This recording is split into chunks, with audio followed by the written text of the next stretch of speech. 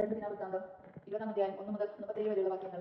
ഏദോമിനെതിരെ യുദ്ധം. കുറെ കാലം കഴിഞ്ഞ് മോവാബ്യരും അമ്മോന്യരും മെഗൂന്യരും ചേർന്ന് യെഹോശാഫാത്തിനെതിരെ യുദ്ധത്തിന് വന്നു. ചിലർ വന്ന് യെഹോശാഫാത്തിനോട് പറഞ്ഞു, കടലിനരികെ ഏദോമിൽ നിന്ന് ഒരു വലിയ സൈന്യം നിനക്കെതിരെ വരുന്നു. ഇത് അവർ ഹസ്സോ താമാറിൽ, അതായത് എൻഗേദിയിൽ എത്തിക്കഴിഞ്ഞു. അവൻ ഭയന്ന കർത്താവിലേക്ക് തിരിയാൻ തീരുമാനിക്കുകയും യൂദയിൽ നിന്ന് ഉപവാസം പ്രഖ്യാപിക്കുകയും ചെയ്തു. കർത്താവിന്റെ സഹായം നേടാൻ യൂദാ നിവാസികൾ ഒരുമിച്ച് കൂടി. അവർ കർത്താവിനെ അന്വേഷിച്ചു. യൂദയിലെ എല്ലാ നഗരങ്ങളിൽ നിന്ന് വന്നു. ദേവാലയത്തിന്റെ മുൻപിലുള്ള പുതിയ അമ്പലത്തിൽ സമ്മേളിച്ച യൂദാ ജെറുസലേം നിവാസികളെ സംബോധന ചെയ്തുകൊണ്ട് യെഹോശാഫാത്ത് പറഞ്ഞു, ഞങ്ങളുടെ പിതാക്കന്മാരുടെ ദൈവമായ കർത്താവേ, അവിടുന്ന് സ്വർഗ്ഗസ്ഥനായ ദൈവമാണല്ലോ. ഭൂമിയിലുള്ള സകല ജനതകളെയും അവിടുന്നാണല്ലോ ഭരിക്കുന്നത്. അങ്ങയുടെ കരം കരുത്തുറ്റതും പ്രബലവുമാണ്. അങ്ങയുടെ എതിർത്ത് നിൽക്കാൻ ആർക്ക് കഴിയും? ഞങ്ങളുടെ ദൈവമേ, അങ്ങയുടെ സ്വന്തം ജനമായ ഇസ്രായേലിന്റെ മുമ്പിൽ നിന്ന് ഈ ദേശത്തെ നിവാസികളെയും തുരത്തുകയും അങ്ങയുടെ സ്നേഹിതനായ അബ്രഹാമിന്റെ സന്തതികൾക്ക് അത് ശാശ്വതാവകാശമായി നൽകുകയും ചെയ്തില്ലേ? അവർ അവിടെ വസിക്കുകയും അവിടുത്തെ നാമത്തിനും ഒരു ആലയം പണിയുകയും ചെയ്തു. അവർ പറഞ്ഞു, യുദ്ധം, ഈത്തിബാധ, മഹാമാരി, ക്ഷാമം എന്നിങ്ങനെ അനർത്ഥങ്ങൾ ഞങ്ങളുടെ മേൽ പതിക്കുമ്പോൾ അങ്ങയുടെ നാമം അധിവസിക്കുന്ന ഈ ആലയത്തിന് മുമ്പിൽ അങ്ങയുടെ മുമ്പിൽ വന്ന് ഞങ്ങളുടെ ദുരിതങ്ങളുടെ ആഴത്തിൽ നിന്ന് വിളിച്ചപേക്ഷിച്ചാൽ അങ്ങ് ഞങ്ങളുടെ പ്രാർത്ഥന ശ്രവിച്ച് ഞങ്ങളെ രക്ഷിക്കും. ഇസ്രായേൽ ജനം ഈജിപ്തിൽ നിന്ന് പോരുമ്പോൾ അങ്ങ് അനുവദിക്കുകയാൽ ആക്രമിച്ച് നശിപ്പിക്കാതെ ഒഴിവാക്കിയ അമ്മോന്യർ, മോവ്യർ, സെയിർ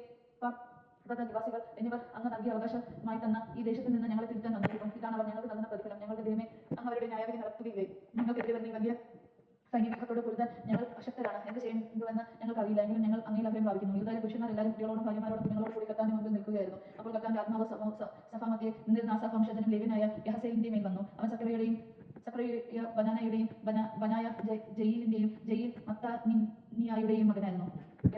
യഹസിയേൽ പറഞ്ഞു, യൂദായിലും ജെറുസലേമിലും വസിക്കുന്നവരും യെഹോശാഫാത്ത് രാജാവും കേൾക്കട്ടെ. കർത്താവ് നിങ്ങളോട് അരുളി ചെയ്യുന്നു, നിങ്ങൾ ഭയപ്പെടേണ്ട. നിങ്ങളല്ല, ദൈവമാണ് പൊരുതുന്നത്. നാളെ അവർക്കെതിരെ പുറപ്പെടുക. സീസ് കയറ്റം കയറിയായിരിക്കും അവർ വരുന്നത്. യെരുവയിൽ മരുഭൂമിയുടെ കിഴക്ക് താഴ്വര അവസാനിക്കുന്നത് അടുത്ത് വെച്ച് നിങ്ങൾ അവരെ നേരിടും. ഈ യുദ്ധത്തിൽ നിങ്ങൾ പൊരുതേണ്ടി വരികയില്ല. യൂദാ ജെറുസലേം നിവാസികളെ അണഞ്ഞിരുന്ന് കാത്തു നിൽക്കുന്നവർ കർത്താവ് തരുന്ന വിജയം നിങ്ങൾ കാണും. നിങ്ങൾ ഭയപ്പെടുകയോ പരിഭ്രമിക്കുകയോ വേണ്ട. നാളെ അവർക്കെതിരെ നീങ്ങുവിൻ. കർത്താവ് നിങ്ങളോട് കൂടെ ഉണ്ട്. അപ്പോൾ യെഹോശാഫാത്ത് സാഷ്ടാംഗം പ്രമാണം ചെയ്തു. യൂദയിലെയും ജെറുസലേമിലെയും നിവാസികൾ കുമ്പിട്ട് കർത്താവിനെ വണങ്ങി. കൊഹാത്യരും കോറാഹത്യരുമായ ലേവ്യർ എഴുന്നേറ്റ് ഉച്ചത്തിൽ ഇസ്രായേലിന്റെ ദൈവമായ കർത്താവിനെ സ്തുതിച്ചു. പിറ്റേ ദിവസം അതിരാവിലെ അവർ തെക്കോവ മരുഭൂമിയിൽ പുറപ്പെട്ടു. അവർ പുറപ്പെട്ടപ്പോൾ യെഹോശാഫാത്ത് അവരെ അഭിസംബോധന ചെയ്ത് പറഞ്ഞു, യൂദാ ജെറുസലേം നിവാസികളെ കേൾക്കുവിൻ. നിങ്ങളുടെ ദൈവമായ കർത്താവിൽ വിശ്വസിക്കുവിൻ. നിങ്ങൾ സുരക്ഷിതരായിരിക്കും. അവിടുത്തെ പ്രവാചകന്മാരെ വിശ്വസിക്കുവിൻ. നിങ്ങൾ വിജയം വരിക്കും. വിശുദ്ധ വസ്ത്രങ്ങൾ അണിഞ്ഞ് സൈന്യങ്ങളുടെ മുൻപിൽ നടന്ന കർത്താവ് നിന്നെ കൃതജ്ഞത അർപ്പിക്കുവിൻ. അവിടുത്തെ അചഞ്ചല സ്നേഹം ശാശ്വതമാണെന്ന് പാടാൻ ജനങ്ങളുമായി ആലോചിച്ച് അവൻ ഗായകരെ നിയോഗിച്ചു. അവർ പാടി സ്തുതിക്കാൻ തുടങ്ങിയപ്പോൾ യൂദായെ ആക്രമിക്കാൻ വന്ന അമ്മോന്യർ, മെഗൂന്യർ, സെയർ പർവ്വത നിവാസികൾ എന്നിവർക്കെതിരെ കർത്താവ് കെണിയൊരുക്കി. അവർ തുരത്തപ്പെട്ടു. അമ്മോന്യരും മോവാബ്യരും ഒരുമിച്ച് സെയർ പർവ്വത നിവാസികളോട് പൊരുതി അവരെ നിശേഷം നശിപ്പിച്ചു. അതിനുശേഷം അമ്മോന്യരും മെഗൂന്യരും അന്യോന്യം ആക്രമിച്ച് അവരെ നശിച്ചു. യൂദാ സൈന്യം മരുഭൂമിയുടെ കാവൽ ഗോപുരത്തിൽ വന്ന് ശത്രു സൈന്യത്തെ നോക്കിയപ്പോൾ ശവശരീരങ്ങൾ നിലത്ത് കിടക്കുന്നത് ആണ് കണ്ടത്. ആരും രക്ഷപ്പെട്ടിരുന്നില്ല. യെഹോശാഫാത്തും സൈന്യവും അവരെ കൊള്ളയടിക്കാൻ ചെന്നു. വളരെയധികം ആടുമാടുകളും ഭക്ഷണസാധനങ്ങളും വസ്ത്രങ്ങളും വിശിഷ്ട വസ്തുക്കളും അവിടെ ഉണ്ടായിരുന്നു. ഓരോരുത്തരും ചുമക്കാനാവുന്നത്ര സാധനങ്ങൾ ശേഖരിച്ച് അവരുടെ കൊള്ള 3 ദിവസം നീണ്ടു. അത്രയേറെ ഉണ്ടായിരുന്നു അത്.